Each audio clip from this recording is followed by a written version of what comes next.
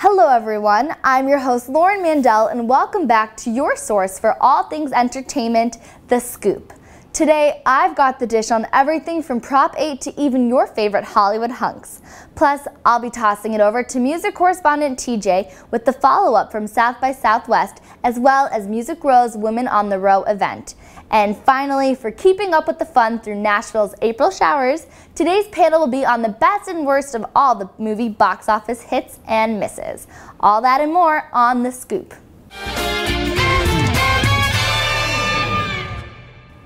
Hollywood has been shaken up by Rob Thomas's revolutionary approach to funding his upcoming production. This past month, Thomas, creator of the fan favorite Veronica Mars, used Kickstarter, the world's largest online funding platform for creative projects, to allow fans of the show to contribute funds towards the anticipated film. Lead actress Kristen Bell and Warner Brothers are already signed on for the film, but Thomas recognized that this was not enough. On the Kickstarter page, he wrote that if $2 million could be raised in 30 days, fans could finally expect to see Veronica Mars the movie. Well, they reached the $2 million request in only 11 hours, a Kickstarter record, and the funds continue to pour in, greatly exceeding the $2 million request. Looks like the enthusiastic Veronica Mars fans will get to see their show on the big screen. Earlier this month, the South by Southwest Festival took Austin by storm. For our viewers that don't know what South by Southwest is, it is a set of music, film, and interactive festivals. Artists like Macklemore and Icona Pop were crowd pleasers in addition to Ben Niebuhr's film William and the Windmill, a documentary about the dark side of fame for a Malawi teenager who gained the attention of the press by building his own windmill for his family after being told that he was too stupid to do anything with his life. The film won Grand Jury Documentary Prize.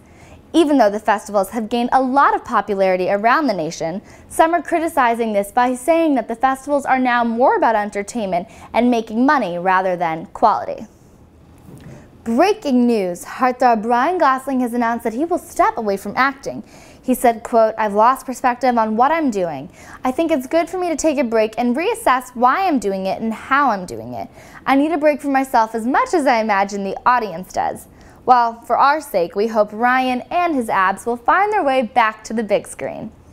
And now for our music correspondent, TJ, with more on music at South by Southwest and the scoop on Nashville's Women on the Row event. Thanks, Lauren. South by Southwest is one of music's biggest conferences of the year, and this year was no different. In its 27th year, the conference showcased artists like Action Bronson, a 27-year-old Albanian rapper from Queens, and Macklemore and Ryan Lewis performing their song Same Love.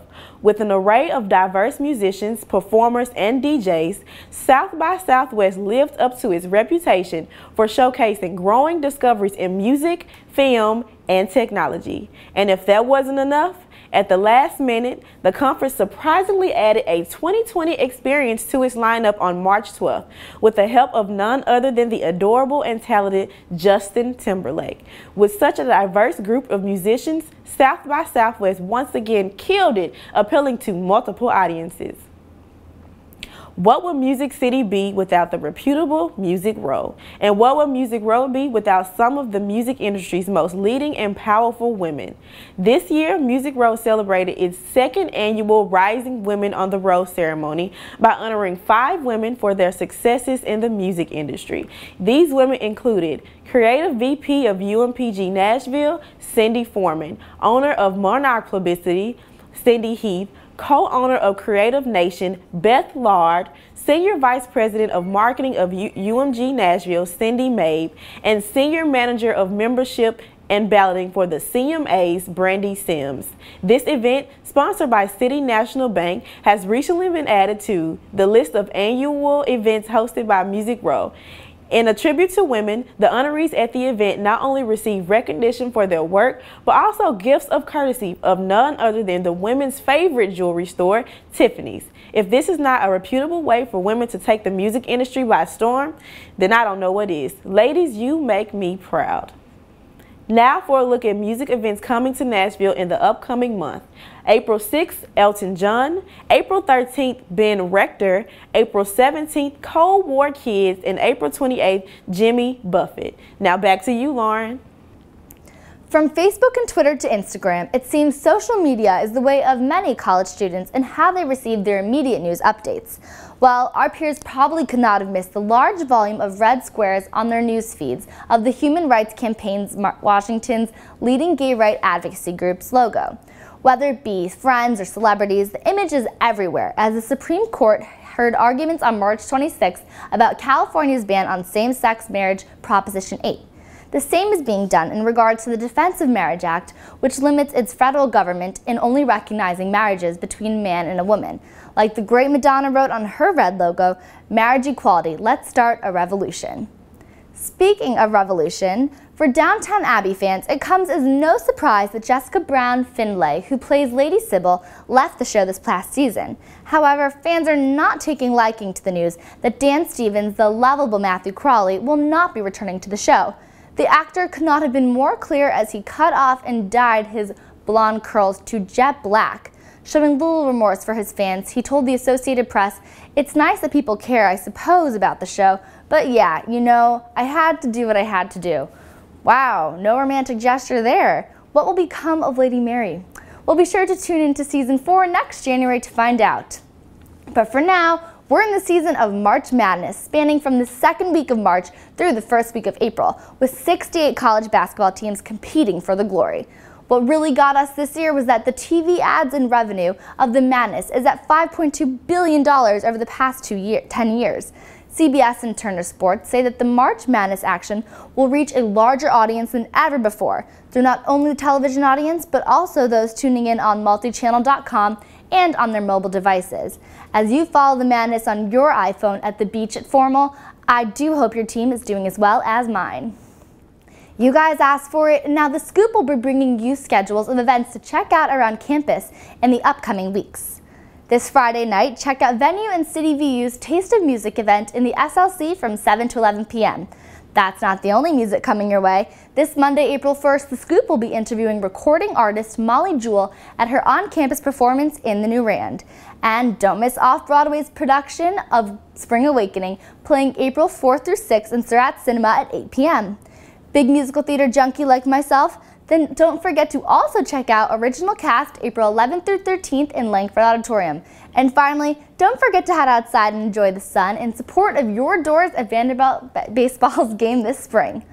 And in preparation of some heavy April showers, we've got our lovely panel today giving us the scoop on the best and worst of this month at the box office.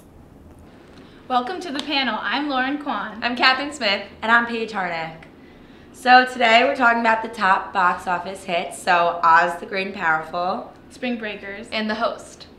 So Oz the Great and Powerful, that's been a really big hit in the box office. So far it's made almost $180 million, and it's supposed to have a sequel already. What did you guys think? That's pretty impressive. I mean, I personally love Alice in Wonderland, so it's like very similar to that, very trippy and artsy and cool, so I really like that about it. What about you? As a prequel to the Wizard of Oz, but that tells the story of the wizard a little more. Some people wanted to see a different wizard, like Johnny Depp, who was in talks for the role, or Robert Downey Jr., rather than James Franco, but I'm a James Franco fan. I feel like he probably did a good job. Yeah, I think he pulled it off very well, but in other James Franco news, he appeared in the movie Spring Breakers, so... It's a very different role for him, like the opposite of Yeah, I would say they're polar opposites, actually. Like, in Spring Breakers, which featured Vanessa Hudgens, Selena Gomez, and Ashley Benson, all three of these Disney stars or teen stars broke out of their shell and were good girls gone bad. And also, the fourth random chick who everyone doesn't know who it is actually the director Harmony Korine's wife, Rachel Korine, so that's pretty interesting. Big age difference between them. Yeah, really. She looked like she was 17. I don't know if it really took this film for Vanessa Hudgens to go bad though, like the That's whole true. picture scandal, Yes, during she's the already done HSN that. days. Yeah. For Selena Gomez more so. Yeah, if we didn't think Vanessa Hudgens was bad already, I mean, she's definitely breaking out. Another movie news, we have The Host, which is Stephenie Meyer's new book gone movie, which instead of being vampire and werewolf focused is about aliens. And a girl named Melanie, her body gets invaded by Wanda. And Wanda likes one boy and Melanie likes another, so it's a love Square, triangle. Triangle, square. So there's teams once again. Of course, I'm Team Max Irons. What's his name in the movie? I think it's, don't know. But he was really sexy and the chemistry You were is distracted. steaming. I was just distracted by like his body. Speechless, nameless, all of the above. And I didn't know, like, I don't know, sci-fi isn't my thing, but since it has the love triangle, I'm like kind of drawn to it. I really liked it. I'm just a little worried now that, you know, she set off this whole vampire trend last time. Is the next thing going to be aliens all over the place? Like, I don't know how that's going to go. They come in peace. But definitely must-sees. I mean, the box office is hot right now. Go while you can. I mean, I definitely did when my parents were in this weekend, so.